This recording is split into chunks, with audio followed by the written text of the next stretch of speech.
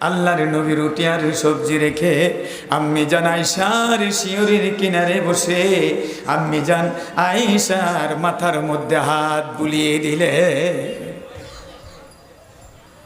আমার ভাইরা, দিনের নবী রাহমাতাল লিল আলামিন রহমতের হাত আয়েশার মাথার মধ্যে বুলিয়ে দেবার পর আয়েশা চোখ মেলে তাকালেন। তাকে দেখে আয়েশা দিনের নবী শিয়রের পাশে বসা। হযরত আয়েশার মনে পড়ে গেল, আজ তো আমার রুটি বানানোর দায়িত্ব ছিল, নবীজি এসেছেন ক্ষুধা নিয়ে, কি খাওয়াবো আমি? আয়েশা বড় লাজুক ছিলেন, লজ্জায় মাথা নিচু করে বিছানায় উঠে বসে দুটি চোখের পানি আয়েশা ছেড়ে দিয়েছে। সুবহানাল্লাহ। আমার ভাইরা, চোখের পানিগুলো ছেড়ে দিয়ে দিনের নবীকে কেঁদে কেঁদে বলছেন, নবীজি ভুল হয়ে গেছে আমার। নবীজি, আমার রুটি বানানোর দায়িত্ব ছিল, কিন্তু ভুলে গেছি, ঘুমায় গেছি গো নবী, আমি রুটি বানাতে পারি নাই, আমারে মাফ করে দে। আমার ভাইরা,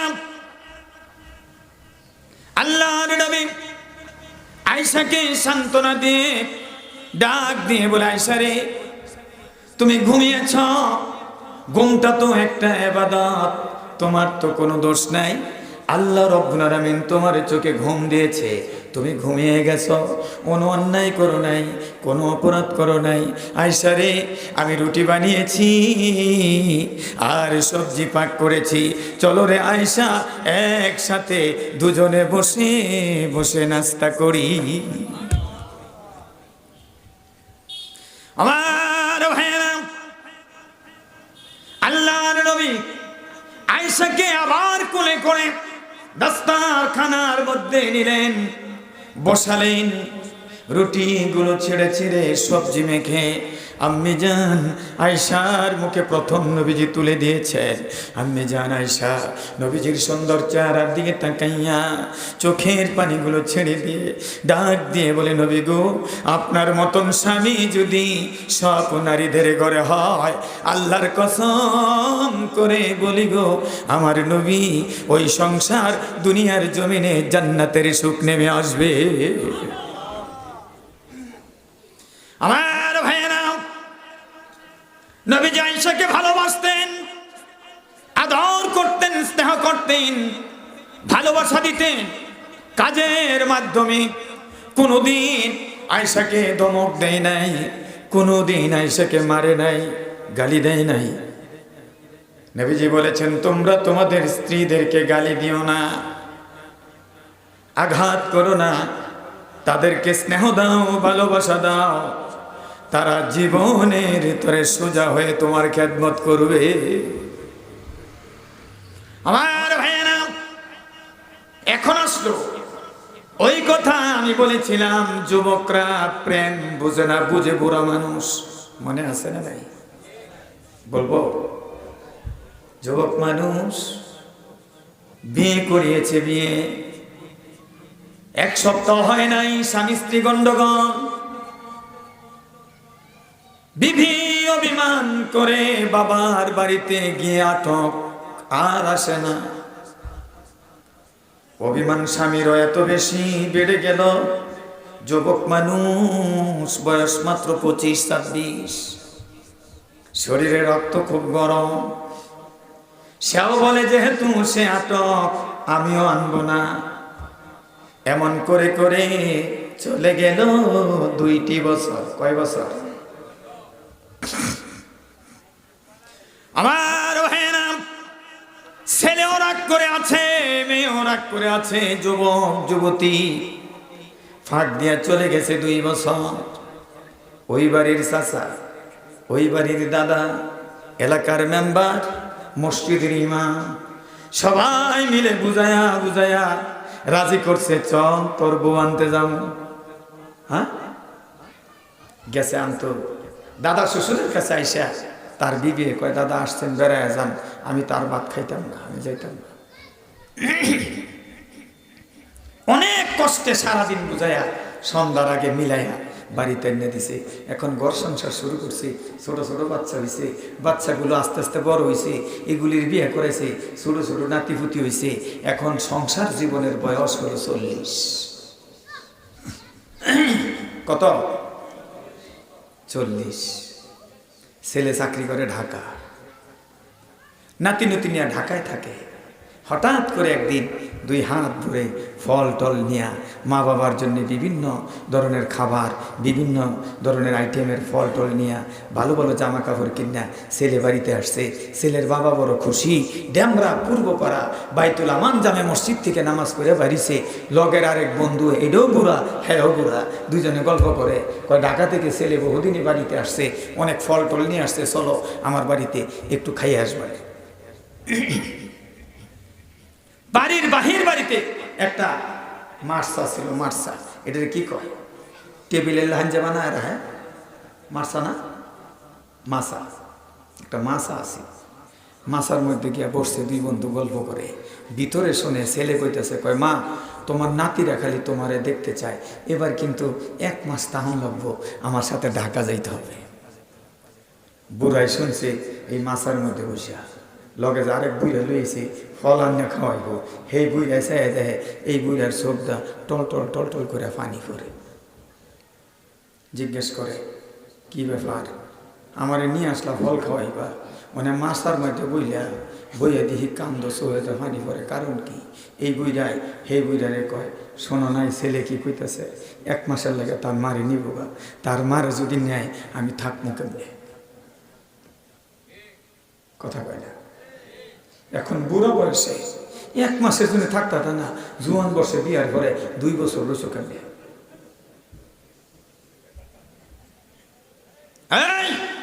হাসেন না, একটু চিন্তা করে।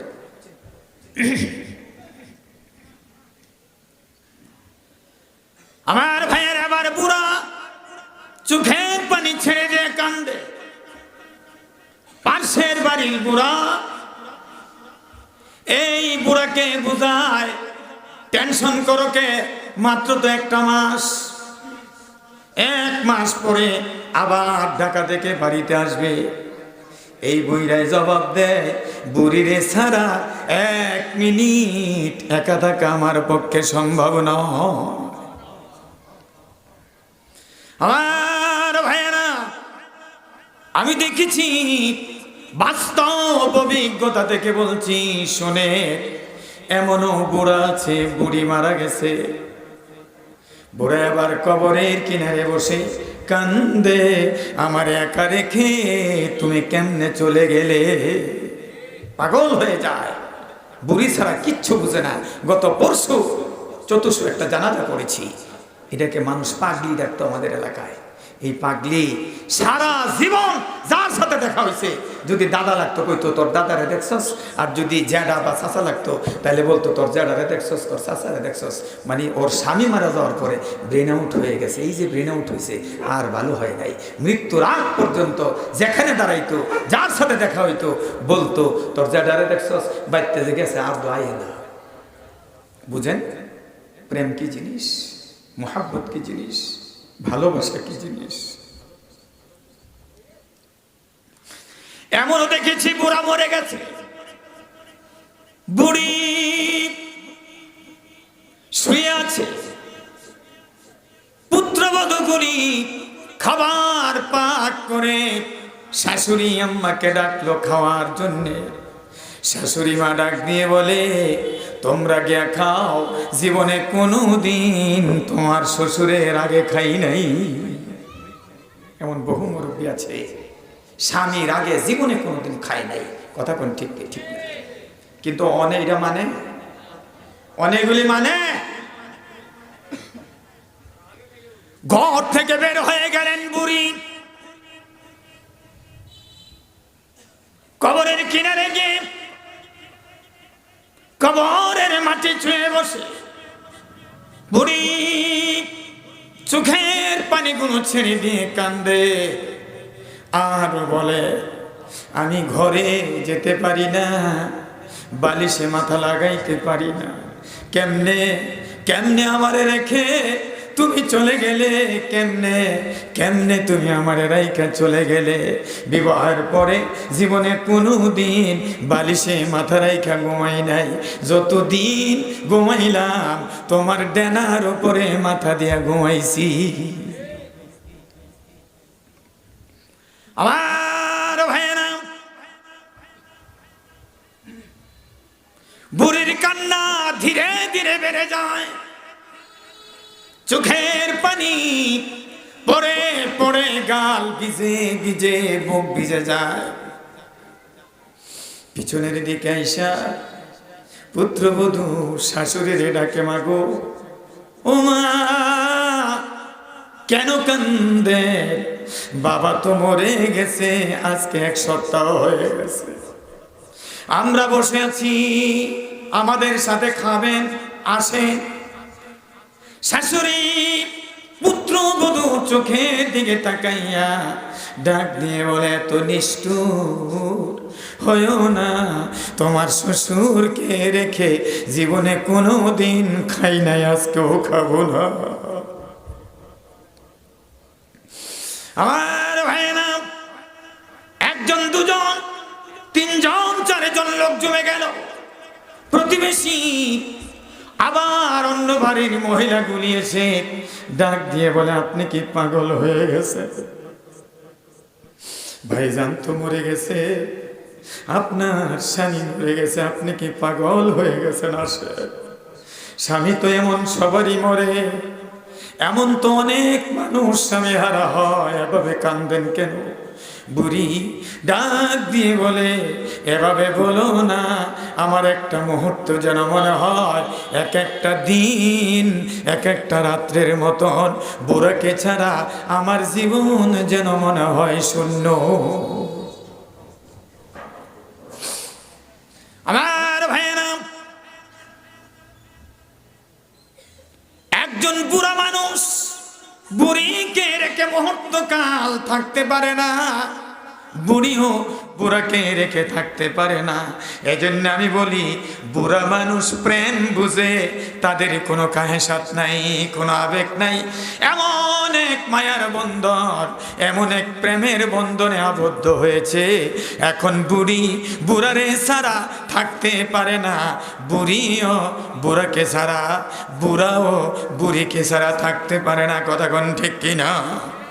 আমার ভাইয়েরা, এমন যারা বুড়া বুড়ি হয়ে গেছে, এই জীবনের পড়ন্ত বেলায় এসে কোনো প্রকার খায়সাত নাই। নবীজি বলেন, একজন আরেকজনের মুখে যদি লোকমা তুলে দেয়, একটু পান তুলে দেয়, 70 বছরের নফল বন্দেগীর সওয়াব দিয়ে দিবেন কে?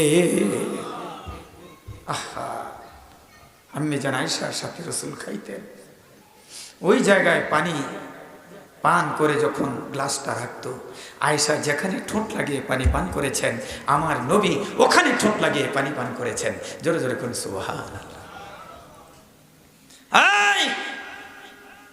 রাসূল হাড়গুলো চিবিয়ে চিবিয়ে দস্তরখানার উপরে রাখতেন। আম্মি জান আয়েশা ওই হাড়গুলি তুলে তুলে ওই জায়গায় দাঁত লাগিয়ে চাবাইতেন, যেখানে আমার নবী দাঁত লাগায় চাবাইছে। জোরে জোরে কন্যা সুবহানাল্লাহ। এখন এই ওয়াজ শুনে রূপগঞ্জে এক লোক বাড়িতে গিয়া কয়, মুরগের গোশ বার কর, তাড়াতাড়ি ফাঁক কর। এত রাত্র করে মুরগের গোশ কেন? কয় ফাঁক কর, আজকে রসুলের সুন্নত আদায় করবো। 60-70 বছরের নফল বন্দিগির সোয়াব বরকতি হয়ে গেছে। এই রাত্রিবেলায় মুরগির গোস্ত ফাঁক করিয়া, হ্যাঁ গোস্ত খাইয়া কিছু কিছু রাহে হাতটা রাইখা আরেক প্লেটের মধ্যে কয়, এটা তুই সাবা।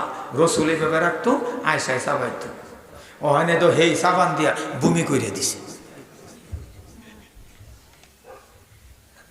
রাত্র 3:30 পৌনে 4টা বাজে, আমি মাত্র বাড়িতে আসছি, গেট খুলছে, ভিতরে ঢুকমু, মোবাইল বাজতেছে। আমি মনে করছি মাহফিল কর্তৃপক্ষ মনে হয় ফোন করিয়া ফোঁসটা নিভাবে নিরাপদে আইসি কিনা, এলা দেখি মহিলার কণ্ঠ। আমি সর্বনাশ হয়েছে, আল্লাহ জানে কোন বিপদে আছে। বাড়ি হইলেও সামনে মহিলার কণ্ঠ যদি হয়, তাহলে বক্তার 12টা বাজাইলে। মহিলা কয়, হুজুর আপনি আজকে কি ওয়াজ করছেন? আমার বাড়িতে খালি কয় 8 দিশা পাইতাম। ওখানে তো আমি সাবানটা বমি হয়ে দিয়েছি। আমি কই ব্যাপার কি, আপনি বমি করলেন কেন? আয়সায় তো বমি করে নাই। কই রসুল তো বিড়ি খায় নাই, হ্যাঁ তো এক প্যাকেট খাইয়াছে, মানে এটার বুক দুর্গন্ধে আমার বমি হয়ে পড়ছে। মানে আপনি যদি বাড়িতে গিয়ে রসুলের এই সুন্নত আমল করতে চান, কিন্তু আপনি যে সিগারেট টানতে টানতে বিড়ি টানতে টানতে বাড়িতে গেছেন, আপনার এই মুখটা তো টয়লেটের সে খারাপ হয়ে গেছে। ওখানো যে আপনার বাড়িতে হেই রয়েছে, হেই যে আপনার থুইয়া গেছে না, এমন দুর্গন্ধ লইয়া আপনি হের সামনে কেমন যান? মাঝে মাঝে নামাজও যদি দাঁড়ায় এমন বিড়ি খোপ যদি লগে পড়ে, তাইলে মনে হয় যেন ভিত্তিতে বাড়িয়ে যাব। আছে না নাই? কথা কন দেখে আছে না নাই? আল্লাহর রাস্তায় বিড়ি খায়েন না।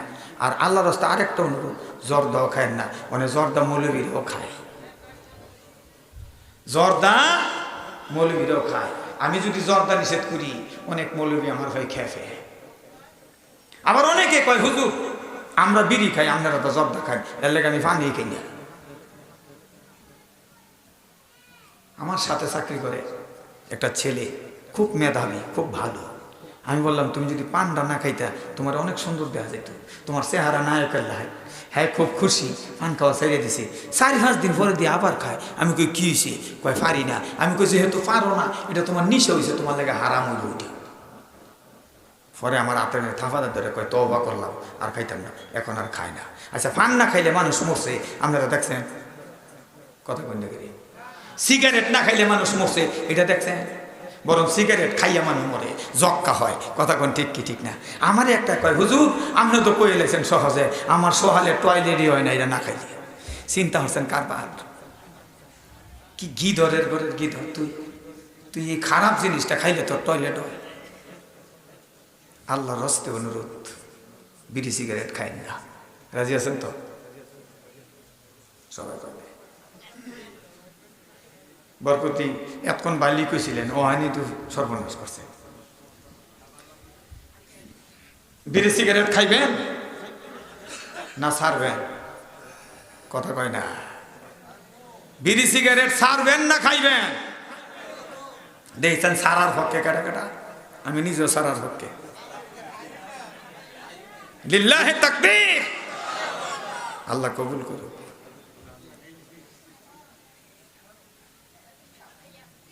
বলতেছিলাম আম্মি জান আয়েশা সিদ্দিকা রাদিয়াল্লাহু তাআলা আনহা, আল্লাহর নবী গোশত খায় হাড়গুলো রাখতেন। আম্মি জান ওইখানে ওই হাড়ের মধ্যে দাঁত লাগায় চাবাইতো যেখানে রসুল চাবাইছে। জোরে জোরে কন্যা সুবহানাল্লাহ। অনেক মহিলারা আছে স্বামীরে বড় ভালোবাসে, বড় মোহাব্বত করে, কিন্তু স্বামী দুর্ব্যবহার করে, এমন আছে না নাই? আজকে কিছু ওয়াজ করে যাবো, কালকাতে কিন্তু মহিলাগর কাম করা লাগবো। মনে মনে আবার কয়েন যে বরকতির আর দাওয়াত দিতাম না ওয়াজের, মানে মহিলাগর কাম করা দিয়ে গেছে। আল্লাহ রসুল আম্মি জান আয়েশার সাথে কাজ করতেন, পাক করতেন। জোরে জোরে কন্যা সুবহানাল্লাহ। কাজ করতো আর পাক করতো। রসুল সাল্লাল্লাহু আলাইহি ওয়াসাল্লাম তরকারির পাতিলা এই ঘর থেকে ওই ঘরে নিতেন, বসে বসে জাল দিতেন। আর আপনি আইয়া খালি ধরে গালিগালাজ করেন, হবে না। এখন থেকে বিবিদের সাথে কাজ করতে হবে। 40 বছর হয়েছে বিয়ে করছেন, 40 বছরই আপনার কাপড় ধুয়ে দিছে, আপনি একদিনও ধুয়ে দেন নাই, আপনার কিন্তু সুন্নত আদায় হয় নাই। এজন্য মাঝে মাঝে আপনি একটু বিবির কাপড় ধুইবেন, দরকার আছে না নাই? এই সুন্নতটা আমি বিয়ার 2-3 দিন পরে আদায় করে নিয়েছি।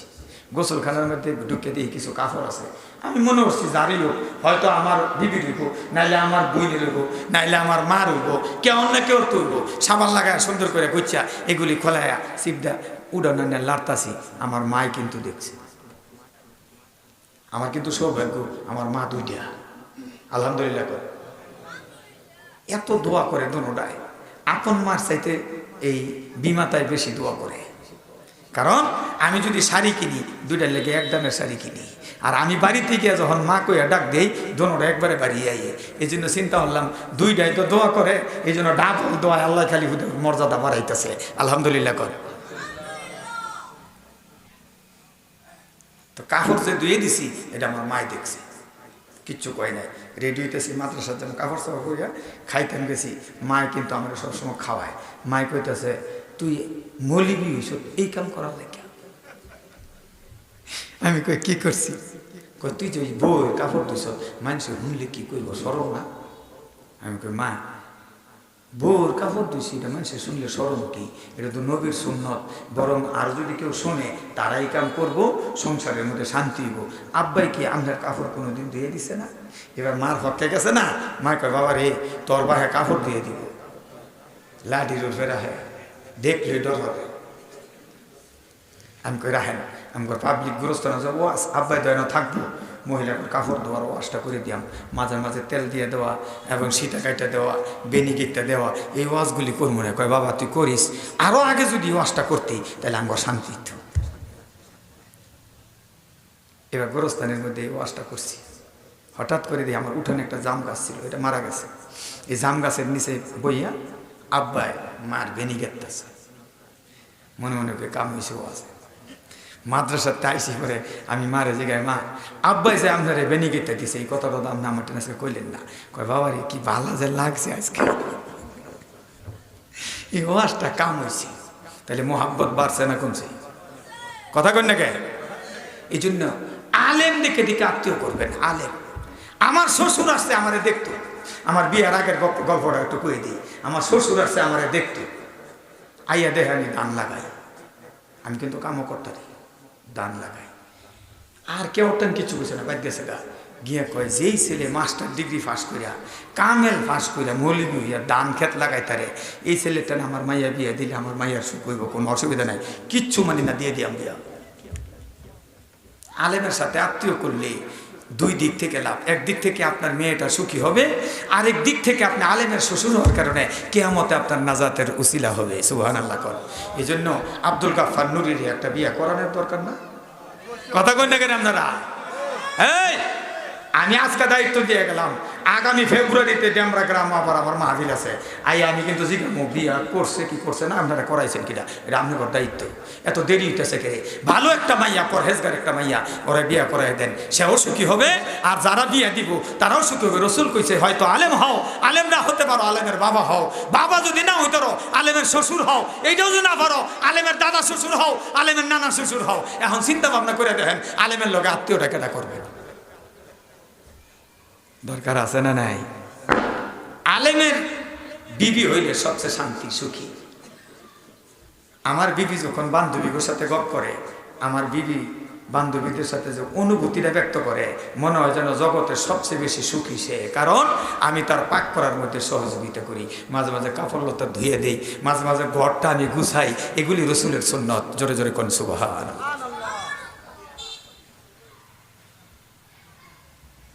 এগুলি নবীর সুন্নত। দরকার আছে না নাই? কথা কয় না? অবশ্যই দরকার আছে। আমার ভাইয়েরা, আম্মি জান আয়েশা সিদ্দিকা নবীজি যেখানে পানি পান করে গ্লাসটা রাখতেন, যে জায়গায় ঠোঁট লাগাইয়া পানি পান করেছেন, ওই জায়গায় আম্মি জান আয়েশা ঠোঁট লাগাইয়া পানি পান করছে। আবার আয়েশাও গ্লাসটা রাখলে নবীজি ওখানে ঠোঁট লাগায় পানি পান করতো। ওখানে যদি ওয়াজ করি করবো, হুজুর আমার বিবি যদি পানি খায়, এই অর্ধেকটা লিপস্টিক বোঝা জায়গা, মানে আমার ঠোঁটের মধ্যে লিপস্টিক পরবো, খাওয়ার মধ্যেও লিপস্টিক। লিপস্টিক পুষতে চায় না ঠোঁটেতে, আছে না নাই? কথা কন আছে না নাই? আল্লাহর হস্তে খাওয়ার সময় লিপস্টিক দিয়ে না। লিপস্টিক দেওয়া জায়েজ আছে মহিলাদের, যদি স্বামীর জন্য সাজুগুজু করে দেয়। আপনার স্বামী বাড়িতে আসবে ব্যবসা থেকে, রাত্র 1টা 1:30 12টা 11টা বাজে, আপনি একটু সাজ্জা গুজ্জা খাটের কিনারে বসে থাকবেন, আর মাঝে মাঝে জিগাইবেন আমারে কেমন দেখা যায়, আর আপনি একটু প্রশংসা করবেন, আমার যেন মনে হয় তুমি বিশ্ব সুন্দরী, এর চেয়ে সুন্দর আর কেউ নাই। ভালোবাসা বাড়বে। কথা কোন ঠিক কিনা? এবার শুনে একজন মহিলা সাজুগুজু করে বসে রয়েছে, স্বামী আইসে পরে সালাম টালাম দিয়া জিগায় কেমন দেখা যায়, স্বামী কয় তোরে ফেতনি লাইন দেখা যায়। মহিলা তো ভীষণ মাইন্ড করছে, কঠিন মাইন্ড, সাথে সাথে চোখ দিয়ে জর করে পানি পড়া শুরু করছে। ফোন লাগাইছে, বরকতি সাহ আপনি তো ওয়াজ করে গেলেন, সাজ্জা থাকতাম, আমি তো আজকাল সাজছি। হ্যাঁ আমার কয় ফেতনি লাইন দেওয়া। আমি কি আপনার স্বামী বুঝে নাই? না বোঝার কারণে এই মন্তব্য করেছে। আরেকদিন সাজবেন। এভাবে করে সে একাধিক দিন সাজু গুজু করে বসে আছে। হঠাৎ করে স্বামী এসে কয় আজকে তোমার এত সুন্দর দেখা যায়, জীবনে এত সুন্দর দেখি নাই, আই লাভ ইউ। এবার আই লাভ ইউটা কই লাগান রাখবো এটা একটু শিখেন, মানে রাস্তাটা সেইরেন যায় হ্যাঁ শিশি দিয়ে কয় আই লাভ ইউ, সাফাটা তেইরা বানাইলে অনেক জোতা দা, কথা কোন ঠিক কি ঠিক না? আই লাভ ইউ কোয়ার জায়গা আছে? বাংলাদেশের যুবক ফলাফান কিশোর ফলাফানি যেতে মাইন্ড করবো স্কুল মাদ্রাসা ছুটির টাইমে গেটের বল দেখাল দেখবেন ঘুরে, আমারে দেখলে একটাও গেটের কিনারে থাকে না। আমার মাদ্রাসা, মক্তব, হেফজখানা এবং একটা হাই স্কুল, এই তিনটাই একসাথে প্রতিষ্ঠান, এই তিনটার গেট একবারে কাছাকাছি। তো যখন মাদ্রাসার সময় হয় সকালে এবং বিকালে আমি একটু রাউন্ড দিই, রাউন্ড দিলে ঠান্ডা কয় যে বরকতি আইলে উভয় নাই, সর সাপোর্ট মারবো বাহেও কিচ্ছু করতো না, যে বরকতি দিয়ে থাকলে ঠিক হয়ে দিছে। অনেক তো শাসন করণ যায় না, আগে শাসন করণ গেছে, কারো ফলামেন্টে শাসন করলে কিচ্ছু কইছে না, অনেক শাসন করলে দরবার জমায়, কথা কই না গেলে এই জন্য অনেক ছেলে ফেলে আর ভালো নাই, নষ্ট হয়ে গেছে। আমার ভাইরা, বিবিদেরকে ভালোবাসবেন, আদর করবেন, সোহাগ করবেন। আর বিবিদেরকে বলি আপনার স্বামীকে মানবেন, শ্রদ্ধা করবেন, স্বামীর জন্য একটু কষ্ট করবেন। আল্লাহ রাব্বুল আলামিন স্বামীর জন্য হযরতে খাদিজার মতন কষ্ট করার তৌফিক দিন। জোরে জোরে কোন আমিন। আল্লাহ রাসূল ধ্যানমগ্ন জাবালে নূরের হেরা গুহায়, কোথায় কোথায়? হেরা গুহায়। প্রতিদিন আম্মি জান আয়েশা 2 বার রাসূলের কাছে খাবার পৌঁছাতে। যারা হজে গিয়েছেন জাবালে নূরের হেরা গুহায় উঠেছেন, উঠতে লাগে 2 ঘন্টা, নামতে লাগে 2 ঘন্টা, অনেক পাত্র সত্তর কাটতে একটু সিঁড়ি টিড়ি হয়েছে। কিন্তু আয়েশা খাদিজা যখন উঠতো তখন কি সিঁড়ি ছিল? কথা বল নাকি? এক জাতীয় ঘাস আছে, এখনো আছে, এগুলির কাঁটা হইলো মন কাটার মতো, সুইয়ের মতন সরু, কুনির মধ্যে লাগলে রক্ত, হাঁটুর মধ্যে লাগলে রক্ত, পায়ের আঙ্গুলে লাগলে রক্ত। আম্মি জান খাদিজাতুল কুবরা রাদিয়াল্লাহু তাআলা আনহা যখন পাহাড়ের উপর রাসূলের জন্য খাবার নিয়ে উঠতেন, পিঠের মধ্যে পানি, পিঠের মধ্যে হালুয়া, পিঠের মধ্যে তরকারি, পিঠের মধ্যে রুটি, এগুলি নিয়ে খেজুর নিয়ে আম্মি জান খাদিজাতুল কুবরা আস্তে আস্তে করে উঠতেন। আম্মি জান খাদিজার বয়স তখন 55 বছর। কত বছর? রাসূল যখন বিয়ে করছে খাদিজার বয়স 40, রাসূলের বয়স 25। রাসূল যখন নবুয়ত প্রাপ্ত হয়েছে, আল্লাহর পক্ষ থেকে জিবরিল এসে বলছে ইকরা বিসমি রাব্বিকাল্লাযী খালাক, তখন নবীর বয়স 40 আর খাদিজার বয়স 55। 55 বছরের বয়সের একটা মহিলা এই জাবালে নূরের হেরা গুহায় 2 বার ওঠা 4টিখানি কথা না। আমাদের মহিলারা এলে কইতো আমি আর পারতাম না, কথা বল। খাদিজা 2 বার উঠতে। একদিন জিবরিল আলাইহিস সালাম এসেছেন নবীজির কাছে, এসে বসে আছেন, হঠাৎ করে জিবরিল তাকায় দেখে খাদিজা আসতেছে। একটু জোরে জোরে কন্যা সুবহানাল্লাহ। জিবরিল আলাইহিস সালাম আল্লাহর নবীরে ডাক কয়, নবী গো, খাদিজা যাইতাছে, আমাকে দেখলে তো লজ্জা পাবে, আমি চলে যাচ্ছি, খাদিজা আসলে আমার এবং আল্লাহর পক্ষ থেকে খাদিজাকে সালামটা বলে দিবেন। জোরে জোরে কোন সুবহানাল্লাহ। সালাম দিছে কেডা? আল্লাহ। আর কেডা? জিবরাইল। আর অনে যদি এই এলাকার কোনো মহিলারে ফজলুল হক মিলনে সালাম দেয়, কেডা? ফজলুল হক মিলনে। আপনি বাড়িতে গিয়ে দেখবেন আপনার তে পাওয়ার 10 গুণ বেশি। খুব ব্যাপার কি? আর যেমন পাওয়ারটা হকে কয়েকটার ভাও না, ফজলুল হক মিলনে আমার সালাম জানাইছি। কেমন বউ হয়েছ তুমি তো বুঝো না, আমার যে মর্যাদা কত, একটা এমপি আমার সালাম জানাইছে। আর খাদিজারে সালাম জানাইছে জিবরাইল এবং আল্লাহ নিজে। জোরে জোরে কন্যা সুবহানাল্লাহ। জিবরিল আমিন ডাক দিয়ে বলে, নবীজি আমি চলে যাই, খাদিজা আসতেছে। খাদিজার সাথে বালতি আছে, পানি আছে, হালুয়া আছে, রুটি আছে, খাবার আছে গো নবী, তরকারি আছে। নবী খাদিজা আসার পরে খাদিজাকে সালাম জানাবেন। ফাকরা আলাইহাস সালাম মির রাব্বিহা ওয়া মিন্নি।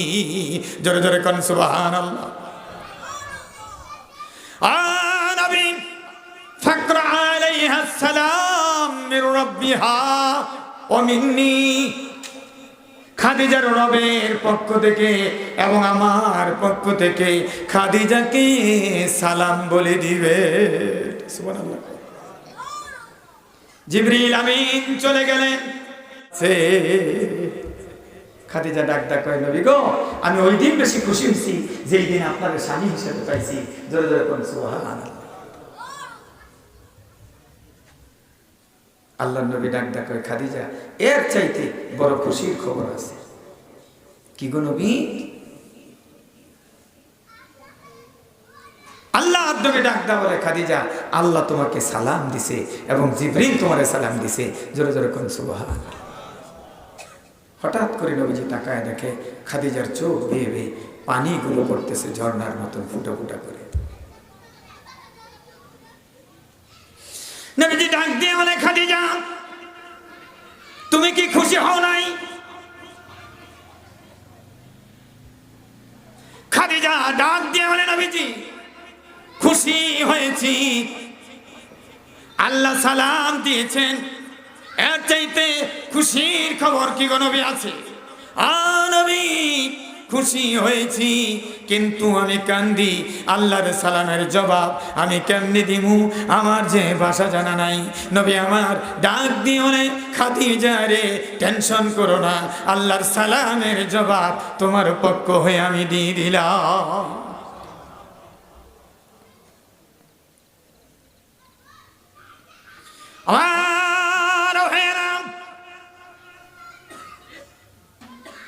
খাদিজা জিবরিল আমিনের সালামের জবাব দিয়ে দিলেন। এবার নবীজি ডাক দিয়ে বলে, ও খাদিজা, জিবরিল আরো বলেছেন, অবশ্যরহা বিবাইতিন ফিল জান্নাহ, খাদিজাকে সুসংবাদ দিয়ে দিবেন আল্লাহ রাব্বুল আলামিন খাদিজার জন্য জান্নাতের ভিতরে বাড়ি বানিয়ে দিয়েছে, ঘর বানিয়েছেন, অট্টালিকা বানিয়েছেন। জোরে জোরে কোন সুবহানাল্লাহ।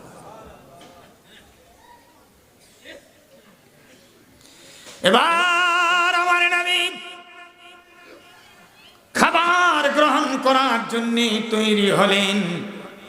হযরতে খাদিজা রুটি ছিঁড়ে ছিঁড়ে হালুয়া সবজি পোড়ায়া নবীজির মুখে তুলে তুলে খাওয়ায়। নবীজিও খাদিজার মুখের মধ্যে তুলে তুলে খাওয়ায়। খাওয়ালো শেষ, আমার নবী বসে আছেন, খাদিজাও বসে আছেন, খুব খুশ গল্প জমে গেল। এবার খাদিজা আল্লাহর নবীরে বলেন, নবীজি গো, আমার রানের উপরে মাথা দিয়ে একটু আরাম করেন, আমি আপনার মাথায় হাত বুলাই দেই। জোরে জোরে কোন সুবহানাল্লাহ। আল্লাহর নবী খাদিজার রানের উপরে মাথা দিলেন, খাদিজা মাথার মধ্যে হাত বুলিয়ে দিলেন। হঠাৎ করে নবীজি তাকায় দেখে খাদিজার চোখে পানি। ডাক কয়, খাদিজা গো, তোমার চোখে পানি কেন? রাসূল এ কথা জিজ্ঞেস করার পরে খাদিজা বলছে, আপনি যদি আমার আগে চলে যান আমি কেমনে থাকবো, আর আমি যদি আপনার আগে চলে যান তাহলে আমার অবস্থা কি হবে, এজন্য চোখে একটু পানি এসেছে, আমি চিন্তা করতেছিলাম। নবীজি ডাক কয়, খাদিজা, আল্লাহ যেন এমনটা না করে, তবে আমার মন বলছে তুমি আমার একটু আগে চলে যাবে। জোরে জোরে কর সুবহানাল্লাহ। খাদিজার কান্না আরো বেড়ে গেল। এবার খাদিজা ডাক কয়, নবীজি, আমি যদি আপনার আগে চলে যাই আমার 3টা দাবি আছে, জানতে চাই দাবি 3টা পূর্ণ হবে নি? রাসূল খাদিজার চেহারার দিকে তাকিয়ে বলছে, খাদিজা, আপনি চাইবেন আর পূর্ণ হবে না, তা তো হতে পারে না। আমি কথা দিলাম আপনি যা চাবেন আপনার চাওয়া পূর্ণ করা হবে। জোরে জোরে কোন সুবহানাল্লাহ। হযরতে খাদিজাতুল কুবরা রাদিয়াল্লাহু তাআলা আনহা ডাক কয়, নবী গো, আমি যদি মারা যাই তাহলে আপনার শরীরের জামা মোবারক দিয়ে আমার কাফনের ব্যবস্থা করবেন। আল্লাহ রাসূল বললেন, খাদিজা, এটা একটা নগণ্য চাওয়া, আপনি যদি বলতেন মদিনার ওই পাহাড় স্বর্ণ বানিয়ে দিতে আমি দোয়া করতাম, আল্লাহ আপনার জন্য মদিনার পাহাড়গুলো স্বর্ণে রূপান্তরিত করে দিতেন। যান, কথা দিলাম আপনি যদি আমার আগে মারা যান, আমার জামা মোবারক দিয়া আপনার কাপড়ের ব্যবস্থা করে দিব। জোরে জোরে কোন সুবহানাল্লাহ। এবার ডাক হয় নবীজি, দ্বিতীয় নম্বর চাওয়া, আমার জানাজার নামাজটা আপনি পড়াবেন। খাদিজার চেহারার দিকে তাকায়া দিনের নবী চোখের পানি ছেড়ে দিয়ে নবীজিও কান্না শুরু করে দিলেন। জোরে জোরে কোন সুবহানাল্লাহ। নবীও কান্দে, খাদিজাও কান্দে। খাদিজার চোখের পানি, নবীর চোখের পানি একাকার হয়ে গেছে। আল্লাহ তাআলা জিবরিল আমিনকে পাঠায়া ডাক দিয়ে বলে, নবী গো, কাঁদবেন না, আপনার খাদিজার জন্যে জান্নাতে একটি বিরাট অট্টালিকা আমি নির্মাণ করেছি। সেখানে খাদিজা সুখে থাকবে, শান্তিতে থাকবে, কোনো টেনশনের কারণ নেই। জোরে জোরে কোন সুবহানাল্লাহ।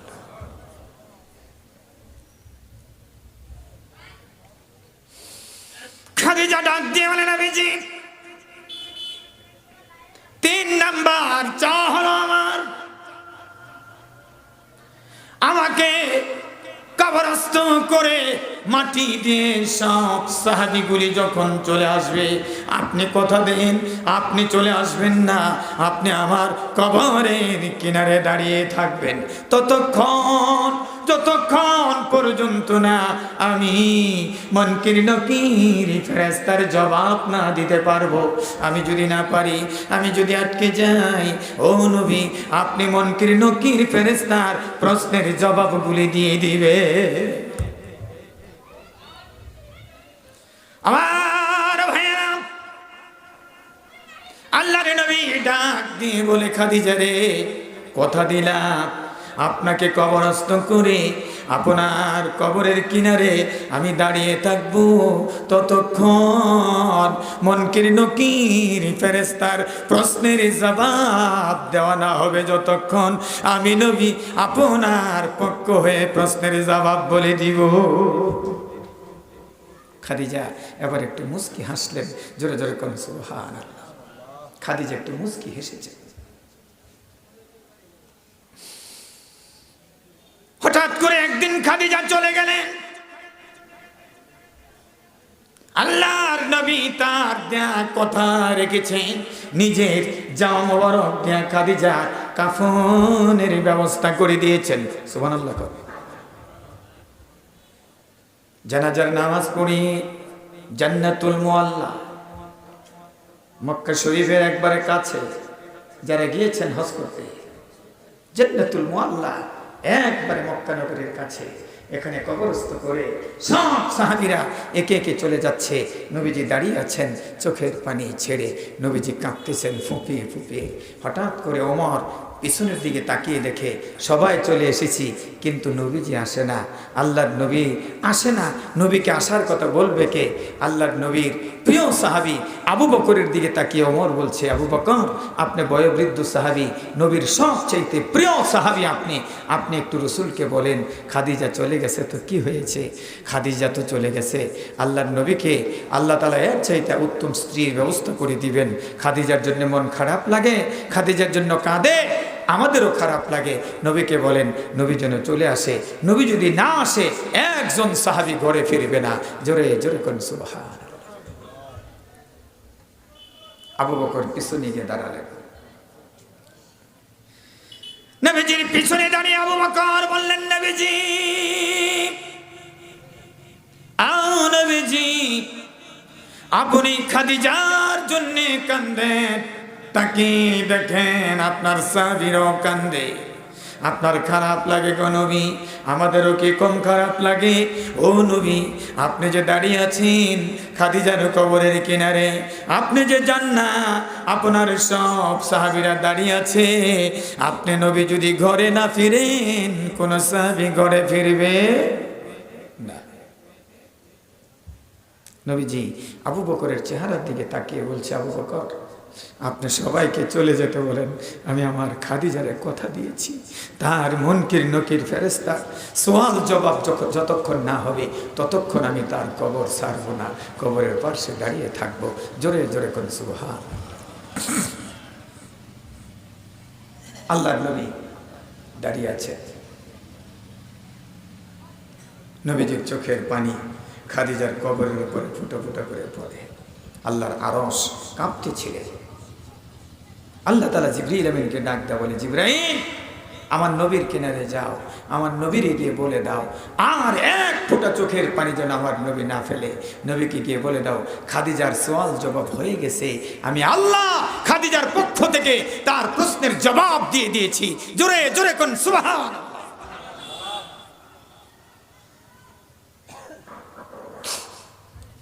নবীজি তাকিয়ে দেখে জিবরিল আমিন এসেছেন। নবীজি বুঝতে পারলেন কোনো সংবাদ নিশ্চয়ই আছে।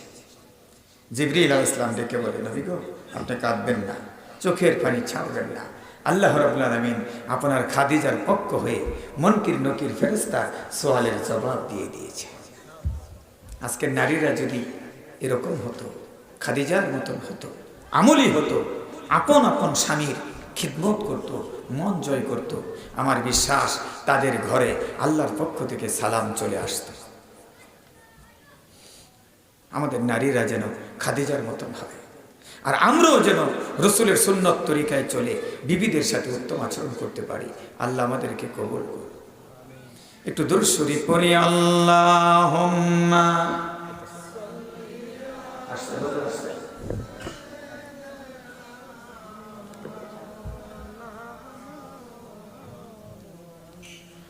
একটু জোরে জোরে পড়ি। আল্লাহুম্মা সাল্লি আলা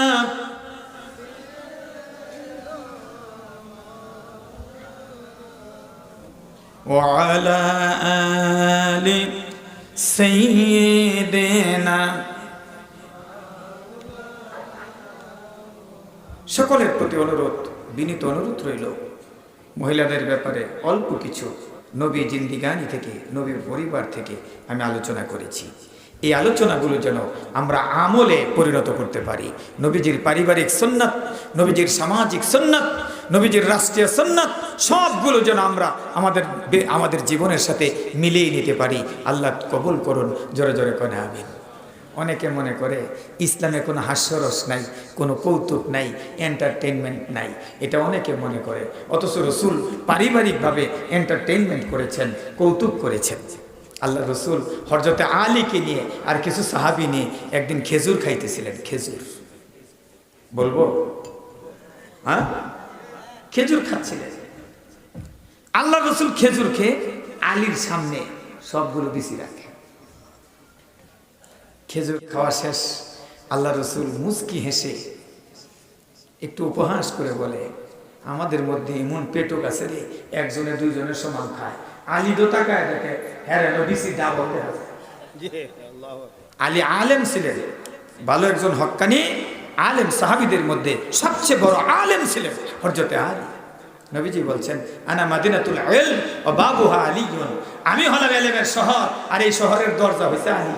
আল্লাহু আকবার। এই হযরতে আলী তাকায় দেখে সামনে বিসি আমার ডাবল। শ্বশুর মেয়ের জামাইয়ের এই কথা বলছে যে এমনও পেটুক আছে ডাবল খায়। আলী অনেক বড় আলেম, আলী জবাব দিয়েছে, হ্যাঁ এমনও পেটুক আছে ডাবল খায়, কিন্তু আমাদের মধ্যে এমনও পেটুক আছে বিসি সহই খায়, বিসিও ফেলে না। সুবহানাল্লাহ। রসুলের সামনে তো বিসি নেই। আলেম মেয়ের জামাই হলে আর আলেম শ্বশুর হইলে এমন হাস্যরস করা যায়। আর আমার বাংলাদেশে যদি হতো কোনো হৌরে যদি 8 দিনের জিয়ের জামার সামনে কইতো কেমন বড় ফেটুকরে দুইজনের সমান খায়, তাহলে এই জিয়ের জামাই করলে হৌর বাড়িতে তালাক দিলাম আর কেমন আগে হইতাম না। কথা কল।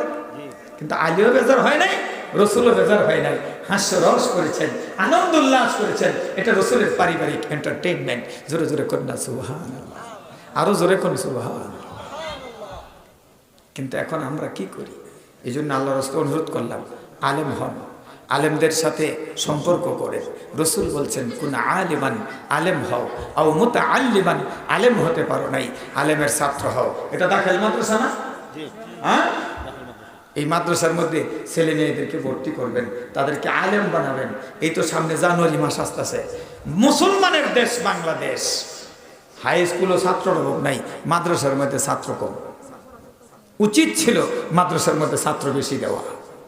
কথা কর, এই জন্য অনুরোধ করে গেলাম, জানুয়ারির 1 তারিখে মাদ্রাসার মধ্যে ছেলে মেয়েকে ভর্তি করবেন, তাদেরকে দিন শিখাবেন, এলেম শিখাবেন। এখন কিন্তু সুবিধা আছে, মাদ্রাসার মধ্যে যে বই এগুলি স্কুলও আছে, আর স্কুলও যেই বই এগুলি মাদ্রাসাতে আছে। তবে মাদ্রাসার মধ্যে কোরআন, হাদিস, আরবি, উসুল ফিকহ এগুলি বেশি।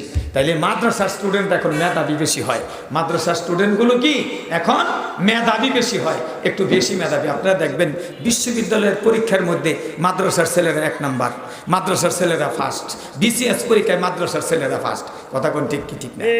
এই জন্য আল্লাহর হস্তে অনুরোধ করে কই। আর এখন মাদ্রাসার ছেলেদেরকে বিসিএস বেশি দিব, কেরে জানে মাদ্রাসা পড়লে রডের বদলি বাঁশ দিত না। কথা কয়, অনেক কাম কাজ করছে, রড না দিয়া বাঁশ দিছে, উদ্বোধনের আগে এটা ভাঙ্গে পড়ছে। আল্লাহ রাব্বুল আলামিন যে কথাগুলো পারিবারিক নীতি নির্ধারণের উপরে, রসুলের পারিবারিক জীবন থেকে, রসুলের সামাজিক জীবন থেকে আমি বললাম, সবগুলো সুন্নত আমাদের আমলের সাথে মিলানোর তৌফিক দান করুন। রসুল বলছেন, মান আহাব্বা সুন্নতি ফাকাদ আহাব্বানি ওমান আহাব্বানি কানা মাই ফিল জান্নাহ। যে আমার সুন্নতকে ভালোবাসে সে যেন আমাকেই ভালোবাসে, আর আমাকে যে ভালোবাসবে সে আমার সাথেই জান্নাতে থাকবে। জোরে জোরে কোন সুবহানাল্লাহ।